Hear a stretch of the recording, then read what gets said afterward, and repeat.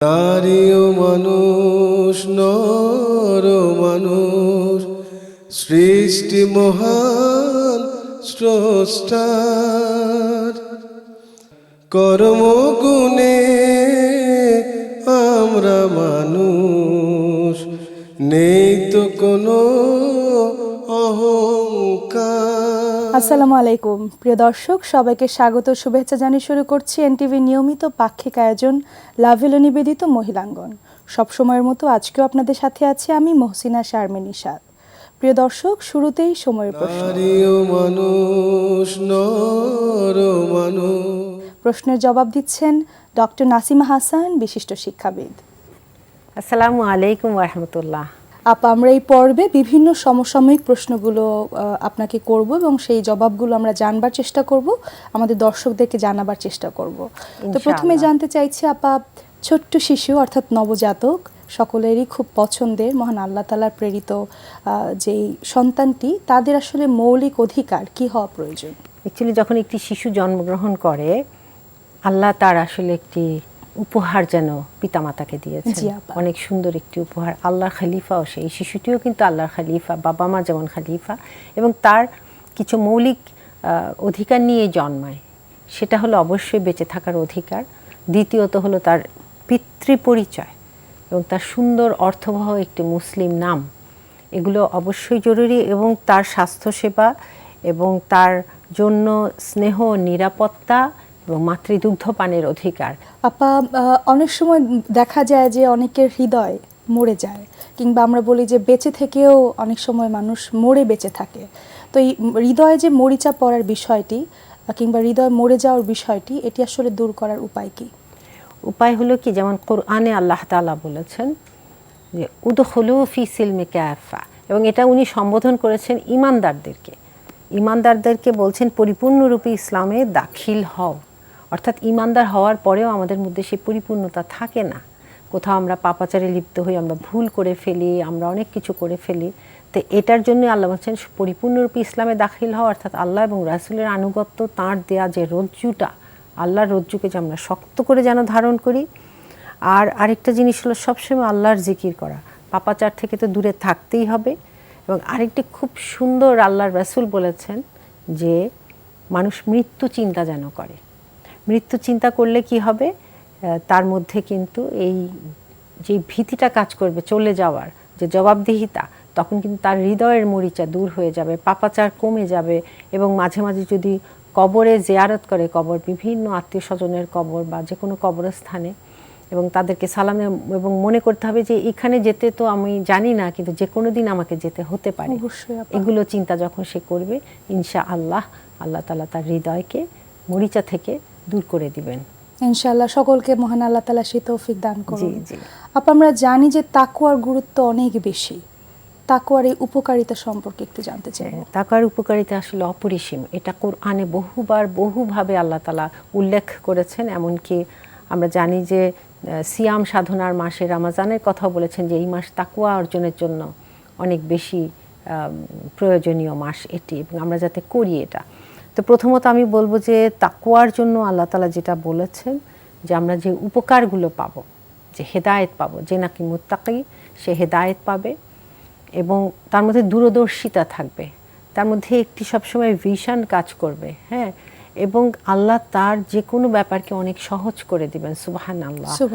এবং আরও কি, যে সে সুবিচার করবে, কোরআনের আলো তার মধ্যে হৃদয়ে আসলে অনেক বেশি আলোকিত থাকবে। শুধু তাই নয়, আশাতীত উৎস থেকে সে রিজিক লাভ করবে, এবং অবশ্যই জান্নাতে যাওয়ার জন্য আল্লাহ তাকে তৈরি করবেন। এবং এই তাকওয়াটা আমি ছোট্ট করে বলি যে এটা সেই ভয় যে আল্লাহর কাছে যে আমি কি জবাব দিব, আখিরাতে আমি কি নিয়ে দাঁড়াবো, ওনাকে যদি আমি অসন্তুষ্ট করি এই দুনিয়াতে, এই যে সব সময় এই চিন্তাটা থাকে, তার মধ্যেই কিন্তু তাকওয়া আছে বলে ধরে নেওয়া হয়। জি আপা, এবার একটু অন্য প্রসঙ্গে যাই আপা, যে সমসাময়িক সময়ে দেখা যায় যে তালাকের পরিমাণ অনেক বেশি বেড়ে গিয়েছে, এবং বিভিন্ন রিসার্চেও দেখা যায় যে ঢাকাতেই প্রায় 40% বেশি কিন্তু তালাক হচ্ছে পরিবারগুলোতে। তো সেই প্রসঙ্গে জানতে চাইবো যে আপা, তালাক প্রতিরোধের কিংবা তালাক আসলে যেন কম হয়, এক্ষেত্রে করণীয় কি? প্রথমত হলো অবশ্যই পাত্রপাত্রী নির্বাচনে আমরা তাকওয়াদার, একটু আগে তাকওয়ার কথাই বলছিলাম, যে তার মধ্যে পরহেজগারি থাকতে হবে। তাহলে কিন্তু যে কোনো সমস্যা হলে তারা নিজেরাই সমাধান করতে পারবেন বা আত্মীয় স্বজনের মাধ্যমে সমাধান করতে পারবেন। আরেকটি ব্যাপার হলো যে তখন কিন্তু ছোট ছোট বিষয় বড় আকার ধারণ করবে না। বেশিরভাগ স্বামী স্ত্রীর মধ্যে এটা হয়, ছোট্ট বিষয় বড় হতে হতে হতে এমন হয় যে ওটা এমন একটি রূপ ধারণ করে যে তখন একজন আরেকজনকে আর সহ্যই করতে পারে না। কাজে এটা কিন্তু সমূলে নষ্ট হয়ে যাবে যখন মানুষের ভিতরে তাকওয়া থাকবে। তারপরেও কিন্তু হতে পারে জেনুইন রিজন থাকতে পারে, নির্যাতন বা ইত্যাদি, সেটা অন্য কেস। আমরা প্রতিরোধ যদি করতে চাই এবং সুস্থ স্বামী স্ত্রী হয়, আরেকটি হলো যে তাদের মধ্যে এমনভাবে তারা থাকবেন যে উভয়কে যেন কোয়ালিটি টাইম দেন। এই কোয়ালিটি টাইমটা না দিলে হয় কি ভুল বুঝাবুঝি অনেক বেশি হয়, বা এমন যেতে পারে একজন এক শহরে আরেকজন আরেক শহরে, এদের মধ্যেও কিন্তু এটা হয় ভুল বুঝাবুঝি। কাজে এটা যাতে না হয়। এবং আরেকটি হলো যে পরকীয়া থেকে অবশ্যই দূরে থাকতে হবে। এবং যদি সত্যিকারের তালাকের মতো অবস্থা হয়, আমি খুব জোরালো অনুরোধ করব তারা যেন ফেরতযোগ্য তালাকটা ব্যবহার করেন। এটা কোরআন পড়লে আপনারা বুঝতে পারবেন, বা যে কোনো মুফাসসির বা যে কেউ বলবেন, কোরআনে কিন্তু এটাই আছে যে ফেরতযোগ্য তালাক এই কোনভাবে দিতে হয়। মাথা গরম করে না দিয়ে সেটা দিলে তাহলে তালাকের রোধটা আমরা অনেকভাবে তালাকে রোধ করতে পারি, কারণ তখন কিন্তু তালাকটা ফেরত নেওয়া যাবে এবং ওই ওয়াইফকে সে ফিরিয়ে নিতে পারবে ইনশাল্লাহ। ইনশাআল্লাহ। বা আমরা জানি যে রাগ কিংবা ক্রোধ আসে শয়তান থেকে, এবং যেটি খুব সচরাচর অনেকের মধ্যে অনেক বেশি হয় এবং যেটি নিয়ন্ত্রণের মধ্যে থাকে না। তো সেই প্রসঙ্গে জানতে চাইবো যে রাগ নিয়ন্ত্রণের উপায় কি হতে পারে? আসলে যখন মানুষ রেগে যায় এটা বেশ কঠিন আকার ধারণ করে। হ্যাঁ, সে তো হিতাহিত জ্ঞান থাকে না। তারপরেও আল্লাহর রাসূল বলেছেন যে এই সময় আসলে খুব বেশি আল্লাহর কাছে দোয়া চাওয়া উচিত। সে আউযুবিল্লাহি মিনাশ শাইতানির রাজিম এরকম পড়বে, আল্লাহর কাছে চাইবে, আল্লাহ তুমি আমার এখন রাগটা কমিয়ে দাও, কমিয়ে দাও। এবং ঠান্ডা মাথাতেও পরবর্তীতে দোয়া করতে হবে যে এরকম হলে আমার যেন আল্লাহ কমিয়ে দেন। আরেকটি হলো দাঁড়ানো অবস্থা থাকলে বসে যাওয়া, তারপরে যে অজু করা। হ্যাঁ, অজু করলেও কিন্তু রাগটা কমে যাবে, কারণ এটা হাদিসেই আছে। আরেকটি হলো যে রাগের যে ধ্বংসাত্মক যে একটি দিক আছে এটা যেন তার মাথায় থাকে, এটা যেন বারবার নিজেকে সে বলে আমি রাগ করলে আমি ধ্বংসাত্মক কাজ করার সম্ভাবনা অনেক বেড়ে যায়। এই সময় মানুষ হত্যা করতে পারে, মারামারি করে, নির্যাতন করে, এমনকি তালাক পর্যন্ত দিয়ে দেয়। তো এটা আসলে আমাদেরকে অবশ্যই কন্ট্রোল করতে হবে। এবং হাদিসে আছে যে আসলে কুস্তির লড়াইয়ে যদি কেউ যেতেও তার চেয়েও বরং ও শক্তিশালী, যে নাকি রাগের সময় রাগকে নিয়ন্ত্রণ করে। তো কত সুন্দর কথা। কাজে আমরা যেন প্রতিশোধী স্পৃহা না থাকে, এটা থাকলে কিন্তু রাগটা আরও বেশি কাজ করবে। তারপর কিছু রিল্যাক্সিং ব্যায়াম যদি আমরা শিখে নিই, ওই রাগের সময় যদি কেউ পারে একটু নিঃশ্বাস নেওয়া, হ্যাঁ, বা এরকম করা, রিল্যাক্স করা নিজেকে, তাহলে ইনশাআল্লাহ রাগ কমানো যেতে পারে। আপা, নামাজের সময় আমরা জানি যে নামাজ ইসলামের অনেক অন্যতম একটি ইবাদত এবং মহান আল্লাহ তাআলার একটি পছন্দনীয় ইবাদত এবং যেটি ফরজ। এবং এই নামাজের সময় শয়তান কিন্তু বারবার ধোঁকা দেওয়ার চেষ্টা করে, মনোযোগ নষ্ট করবার চেষ্টা করে। তো সেই প্রসঙ্গে জানতে চাইবো যে আপা, নামাজে মনোযোগ বৃদ্ধি করার উপায় কি হতে পারে? হ্যাঁ, এটা আসলে আমাদের খুবই সবাইকে এটা করতে হবে, খেয়াল করতে হবে, কেননা নামাজে তো শয়তান সবচেয়ে শক্তিশালী আক্রমণ নিয়ে হাজির হয়। জি, এবং এই জন্য আমাদের সঠিকভাবে অজু করতে এবং অজু করার সময় বারবার আল্লাহর নাম নেওয়া, বিসমিল্লাহ বলা, তারপর শেষে আশহাদু আল্লা ইলাহা ইল্লাল্লাহ এগুলো পড়া। এবং আমি আরেকটি জিনিস অনুরোধ করব যে আমরা যেন অশালীন ছবি বা ম্যাগাজিন বা ভিডিও এগুলো না দেখি। এগুলো কিন্তু আসক্তির মতো হয়ে যায় এবং নামাজের সময় কিন্তু ব্রেইনে সেটা ওলট পালট করে। কাজে এটা একটু খেয়াল করতে হবে, এটা যেন না করি। এটা সরাসরি নামাজের মনোযোগ নষ্ট করে। আরেকটি হলো যে আমি যেন ভাবি, হাদিসেই আছে এটা আমার শেষ নামাজ, আমি সকালের নামাজ পেলে সন্ধ্যায় নামাজ পাবো, এটা যেন আশা না করি। সন্ধ্যায় পেলে পরের দিনের নামাজ সকালে পাবো, এটা যেন আশা না করি। কাজে আমার শেষ নামাজে আমি যদি দাঁড়াই তাহলে কিন্তু আমার মনোযোগ বৃদ্ধি পাওয়াটা সম্ভাবনা অনেক বেশি। আরেকটি হলো খুশু এবং খুজু, এটা কোরআনে আল্লাহ বলেছেন বিনয় এবং ভয় এই দুটো নিয়েই দাঁড়ানো। এবং রূহ হবে আল্লাহমুখী, আমার বিবেক বুদ্ধি হবে আমি কি পড়ছি এটার অর্থের দিকে, কারণ আমরা তো আরব ভাষী নই অবশ্যই। এবং আরেকটি হলো অর্থাৎ যেমন কোরআন পড়লাম, আমার মনটা খেয়াল করবে, বিবেকটা খেয়াল করবে যে আমি কি পড়ছি। এটা কিন্তু আমরা বেশিরভাগই ছুটে যায়, আলহামদুসুরা পড়ে কখন পড়ে ফেলেছি নিজেই জানি না। এবং আরেকটি খেয়াল করা যে আমরা আসলে এই সময় মিরাজ আমাদের ঊর্ধ্বগমনের মতো হয়, এটা হাদিসেই আছে যে নামাজ মুমিনের জন্য মিরাজ স্বরূপ। এবং আর সিজদায় তো আমি আল্লাহর সবচেয়ে নিকটবর্তী হই। এই সুযোগগুলো যখন আসে, কেন নয় যে আমার মনোযোগ বৃদ্ধি পাবে না, এগুলো যে আমি ওই সময় নিজেকে বলতে থাকি যে আমার এখন মিরাজ হচ্ছে, আমি এখন আল্লাহ সবচেয়ে নিকটে যাব, আমি ওনার কাছে মাফ চাইব সিজদায়। এখনকার আয়োজন জীবন পরিক্রমা, আর এই জীবন পরিক্রমায় আমরা আলোচনা করব রমজানে দান সাদাকার গুরুত্ব নিয়ে। নারী ও মানুষ, নর ও মানুষ। প্রিয় দর্শক, আমরা জানি যে মহানবী সাল্লাল্লাহু আলাইহি সাল্লাম শ্রেষ্ঠ দাতা ছিলেন, আর তিনি রমজান মাসে আরও বেশি দান করতেন। সুতরাং আমরা সেই আলোকে আজকে জানবার চেষ্টা করব যে রমজান মাসে দান সাদাকার গুরুত্ব কতখানি বেশি। আজকে আলোচক হিসেবে স্টুডিওতে আছেন ডক্টর সালমা আইনি, বিশিষ্ট শিক্ষক এবং লেখক। আসসালামু আলাইকুম রহমতুল্লাহি ওয়া বারাকাতুহু। আপা, ঠিক যেটি বলছিলাম যে রমজান মাসে দান সাদাকার গুরুত্ব অনেক বেশি, সেটি আমরা সকলেই জানি। জি। তো এই দান সাদাকার গুরুত্ব সম্পর্কে আপা ইসলামী আলোকে আরেকটু বিস্তৃত জানতে চাইব। ইনশাআল্লাহু তাআলা, বিসমিল্লাহির রহমানির রহিম। আমরা হাদিস শরীফে পাই মানুষের মধ্যে উত্তম সেই ব্যক্তি যে মানুষের উপকার করে। জি, খুব স্ট্রেইট ফরওয়ার্ড একটি কথা। এবং রাসূল সাল্লাল্লাহু আলাইহি ওয়াসাল্লাম মানুষের মধ্যে সবচেয়ে কল্যাণকামী এবং সর্বশ্রেষ্ঠ দাতা ছিলেন। আর রমজান এলে তিনি সবচেয়ে বেশি দান করতেন। জিবরাইল আলাইহিস সালাম যখন আসতেন, যিনি যখন আগমন হতো তার, তখন নবী সাল্লাল্লাহু আলাইহি ওয়াসাল্লাম বাতাসের মতো দান সাদাকা করতেন। তাহলে একটু চিন্তা করে দেখি ব্যাপারটি কেমন। মানে প্রতি মুহূর্তেই উনি দান সাদাকা করতেন। এবং এমন কথা আছে যে যদি তাকে সকালবেলা পাহাড় সমানও যদি ওনার সম্পদ থাকতো, হয়তো বিকেলের আগেই দেখা যেত সব সম্পদ উনি দান করে দিয়েছেন। এটি বলা হয়ে থাকে নবী সাল্লাল্লাহু আলাইহি ওয়াসাল্লাম সম্পর্কে। তো মাহে রমজান যেহেতু সর্বশ্রেষ্ঠ মাস আমাদের জন্য, এখানে মানুষকে দানশীলতা, বদান্যতা, উদারতা, যত গুণগুলো আছে একজন মানুষের যেসব গুণাবলী আছে, সেগুলো শিক্ষা আমরা পাই এই মাসে। এগুলোকে আমরা একটু ঝালাই করে নিতে পারি। আর কোনো প্রকার অপচয় না করে রমজান মাসে যদি আমরা মানুষের জন্য, মানুষের সেবায়, মানুষের প্রতি মহানুভবতা দেখে, ভালোবাসা দেখে আমরা যদি দান সাদাকা করি, মানুষ যিনি কিনা অভাবে আছেন, অনেক সময় মুখ ফুটে তিনি বলেন না, সেই অবস্থায় তাকে খুঁজে বের করে যদি আমরা তাকে দান সাদাকার দিকে আমরা আমাদের দান সাদাকার ভিতরে তাকে নিয়ে আসতে পারি, তাহলে মানবতা উপকৃত হবে। এটি আমাদের মনে রাখা দরকার। আল্লাহ সুবহানাহু ওয়া তাআলা বলেন, হে নবী, তাদের ধন সম্পদ থেকে সদকা নিয়ে তাদেরকে পাক পবিত্র করুন, নেকির পথে তাদেরকে এগিয়ে দিন এবং তাদের জন্য রহমতের দোয়া করুন। এটি আমরা পাই সূরা তাওবার 103 নম্বর আয়াত থেকে। তার মানে আল্লাহ সুবহানাহু ওয়া তাআলা আমাদেরকে সরাসরি বলে দিচ্ছেন, নবী সাল্লাল্লাহু আলাইহি ওয়াসাল্লামকে তিনি উদ্দেশ্য করে বলেছেন যে ধন সম্পদ থেকে সাদাকা দিয়ে পাক পবিত্র করতে হবে। মানে পবিত্রতা অর্জনের একটি ধারাবাহিকতা হচ্ছে দান সাদাকা করা। এবং দান সাদাকার মাধ্যমে অনেক গুনামাফ তো হয়ই, উপরন্তু এটি কি করে, আমাদের সম্পদকে পবিত্র করে এবং অনেক বিপদ আপদ থেকে আমাদেরকে রক্ষা করে। তারপর বলা হচ্ছে যে তাদেরকে নেকির পথে এগিয়ে দিন। তার মানে যত বেশি বেশি আমরা দান সাদাকা করব, তত আমাদের নেকির পরিমাণ বাড়বে। আর আমাদের জন্য নবী সাল্লাল্লাহু আলাইহি ওয়াসাল্লামকে বলা হয়েছে তিনি যাতে রহমতের দোয়া করেন।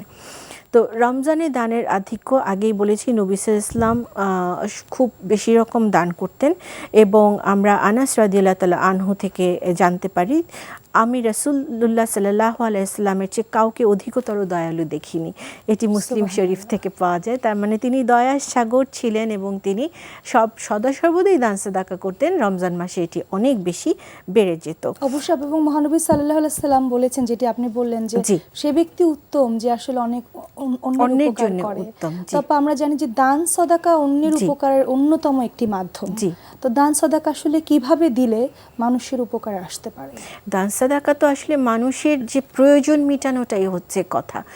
যিনি অভাবগ্রস্ত তার অভাব দূর করা, যার খাদ্যের প্রয়োজন তাকে খাদ্য দেওয়া, এভাবে একজন মানুষ নিজের পায়ে দাঁড়াতে চেষ্টা করছেন, তাকে দাঁড় করিয়ে দেওয়া, এগুলো সবই দান সাদাকার অন্তর্ভুক্ত। আপনার রমজান মাসে দানের ফজিলত সম্পর্কে একটু বিস্তৃত জানতে চাই। রমজান মাসে আসলে কেন রমজান মাসকে এত গুরুত্বপূর্ণ বলা হয়, তার কারণ এই রমজান মাসে যে কোনো কাজ, যে কোনো ভালো কাজ, সৎ কাজ অনেক বেশি গুণে আসলে এর মানে আমরা যে এর থেকে রিওয়ার্ড আশা করি, সেই রিওয়ার্ডের পরিমাণটা অনেক অনেক বেশি রমজান মাসে। তো রমজান মাসে যখন আমরা দান করব, তখন অন্যান্য মাসের চাইতে বলা হয়ে থাকে 70 গুণ, 70 টাইমস বেশি আমরা সওয়াব পাবো। তার মানে যে কোনো ভালো কাজের নেকি 70 গুণ বেড়ে যাচ্ছে। আর এই কারণেই এই মাসে আমরা যত বেশি বেশি দান সাদাকা করব তত বেশি বেশি আমাদের নেকি বেড়ে যাবে। তো নবী সাল্লাল্লাহু আলাইহি ওয়াসাল্লাম তো সব বরাবরের মতোই তার উম্মতকে তিনি রমজান মাসে বেশি পরিমাণে দান করতে উৎসাহ দিয়েছেন। আর রমজান মাসে একটি নফল ইবাদা কিন্তু একটি ফরজের মর্যাদা পায়। তো সেদিক থেকেও আমাদের প্রতিটি দান সাদাকায় দেখা যাচ্ছে যে নফলের বদলে একটি ফরজ ইবাদতের যে গুরুত্ব এবং যে রিওয়ার্ড সেটি আমরা পেয়ে যাচ্ছি। এবং এই ফজিলত অন্যান্য কোনো মাসে বলা হয়নি যতটা না রমজান মাসে বলা হয়েছে। সো 70 গুণ বেশি আমরা আশা করতে পারি ইনশাআল্লাহ আপা। এবং যেটি বললেন যে দানকারীর গুরুত্ব অনেক বেশি, তো সেই প্রসঙ্গে জানতে চাইবো যে আমরা জানি যে ইসলামে দানকারীর আবার তুলনা করা হয়েছে, আসলে কিসের সাথে তুলনা করা হয়েছে? আচ্ছা, খুব সুন্দর এটি একটি বিষয়। সেটি হচ্ছে যে যারা আল্লাহর পথে ধন সম্পদ ব্যয় করলেন তাদের জন্য কুরআনুল কারীমেই বলে দেওয়া হয়েছে যে যারা তাদের ধন সম্পদ আল্লাহর পথে ব্যয় করলো তাদের উপমা হলো একটি শস্য বীজ যা থেকে কিনা 7 শীষ বেরোয়, আবার সে তার থেকে আরও অনেক শীষ বেরোয়। তার মানে হচ্ছে কি এটি একটি উপমা দেওয়া হলো। তুলনাটা কেমন যে একটি থেকে 7টি, 7টি থেকে আরও, তার মানে এটি অগণিত, এটি আলটিমেটলি ইনফিনিটির দিকে চলে যায়। তার মানেই হচ্ছে দানকারী এমন এক ব্যক্তি যার কখনো কোনো অভাব হবে না, কেননা তার সওয়াবের পরিমাণ বাড়তেই থাকবে। এভাবে তুলনা করা হয়েছে। এবং আমাদের মনে রাখতে হবে যে রমজান মাসে যারা অসহায়, দুস্থ, দরিদ্র রয়েছেন তাদেরকে সাধ্য অনুযায়ী আমাদের দান করতে হবে, খুঁজে বের করতে হবে। এবং যদি সামর্থ্য থাকে তাহলে একটি হতদরিদ্র পরিবারের 1 মাসের সেহরি এবং ইফতারের দায়িত্ব নেওয়া যেতে পারে, যাতে করে তাদের সাহরি এবং ইফতারের ব্যাপারে কোনো রকম দুশ্চিন্তা না করতে হয়। এটি আমার মনে হয় যে আমরা সবাই সামান্যতম আইটেম দিয়েও আমরা এটি একটি নিয়ত যদি করে ফেলি যে একটি পরিবারকে আমরা সাহরি এবং ইফতার ইনশাআল্লাহ তাআলা তাদেরকে দেব, তাহলে সেটি আল্লাহ তাআলা আমাদের জন্য সহজ করে দেবেন। আর এর ছাড়াও ঈদে কোনো প্রতিবেশী বা চেনা পরিচিত তাদেরকে নতুন কাপড় কিনে দেওয়া যেতে পারে, এভাবেও কিন্তু মানে উপহার হিসেবে তাদেরকে আমরা দিতে পারি। আর যদি হ্যাভ নটস যেই বাচ্চাগুলো রয়েছে তাদের মুখে যদি হাসি ফোটানো যায় তাহলে তার কথাই নেই, আল্লাহ সুবহানাহু ওয়া তাআলা কতই না খুশি হবেন আমাদের উপর। সুবহানাল্লাহ। আপা আমরা জানি যে দান করা অবশ্যই অনেক উত্তম একটি ইবাদত। তো অনেক সময় দানের অনেক ধরন থাকে যেটি হয়তো আল্লাহ পছন্দ করেন, আবার অনেক সময় যেই দান দেখানোর জন্য হয় যেটি আল্লাহ পছন্দ করেন। তো এর জন্য জানতে চাইবো যে আসলে দান করার সঠিক নিয়ম কিরকম হওয়া প্রয়োজন? দান আসলে দুভাবেই করা যায়, গোপনে করা যায় এবং প্রকাশ্যেও করা যায়। এমনও বলা হয়েছে যে ডান হাতে দিলে বাম হাত জানতে পারবে না, এতটাই গোপনীয়তা রক্ষা করতে বলা হয়েছে।